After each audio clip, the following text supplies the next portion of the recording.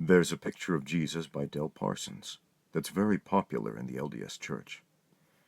Over the years, I have heard people speak of the strong emotive qualities Jesus' face expresses in this painting. Frequently, I have heard people say something along the lines of this: "When I keep the commandments, it seems like Jesus is smiling at me in that picture. But when I sin, I feel like he looks disappointed in me." The reality is that Del Parsons' Jesus has a neutral expression. The picture never changes, but the people who see it project their own feelings onto the picture. So they see a happy Jesus or an angry Jesus, depending on their mood at the time. I used to think this was a unique phenomenon among the Mormons, but it's not. As a 19 to 21-year-old missionary, I saw the same thing happen with a dozen other Jesus pictures among a number of other Christian religions in South America. The tendency to project our feelings of guilt or innocence on the object of our attention seems to be pretty universal. Later, I noticed this behavior is not limited to pictures of Jesus, nor is it limited to the constituents of religion. Everybody does this all the time to everyone else. Have you ever had this experience? You're minding your own business, walking around with a neutral expression and feelings to match, not thinking about anything in particular. And then someone comes up to you and says, "Why are you looking at me like you think I'm an idiot?" And no matter how hard you try to convince that person that you had no such intentions, it only serves to further convince them that you were scowling at and scorning their idiocy. The reality here is that person on some level actually believes himself to be an idiot, and affirms this belief by projecting the movie that was playing inside his head onto the world around him. Weird, right? Why would anyone actually want to reinforce a negative belief about themselves like that? I'm not sure, but I see it all the time, and frequently in my experience training people in combat sports. Learning new skills is hard. It takes years of hard work and dedication to get good at something.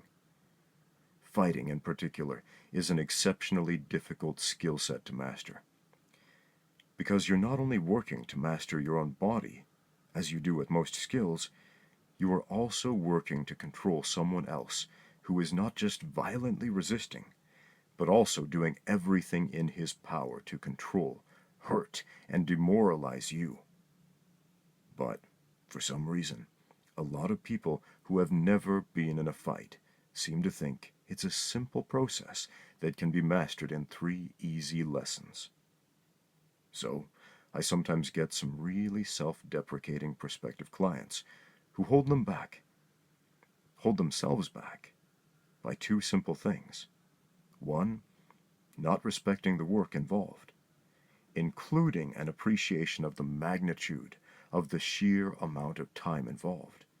And 2, not respecting themselves, including projecting their inadequacies on others.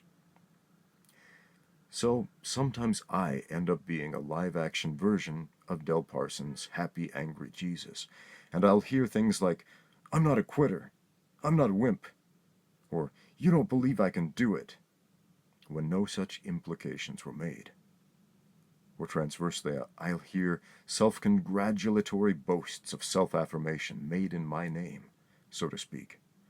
"That was pretty good, wasn't it?" Or, "Isn't my technique getting so much better?" The reality is, I stay objective as a coach. What I do is not to make people feel good or bad about themselves. It's to teach people how to win fights. Some people feel really good about that process, and that's great. Some people beat themselves up a lot during that process. And that's not so great, because they end up fighting a battle at 2 fronts, rather than just the necessary one, the only one that matters. But When other people feel the need to tell themselves a fictional story about my thoughts and feelings to cope with the world around them, well, it's weird, and it used to upset me a lot. But now I think, meh, whatever.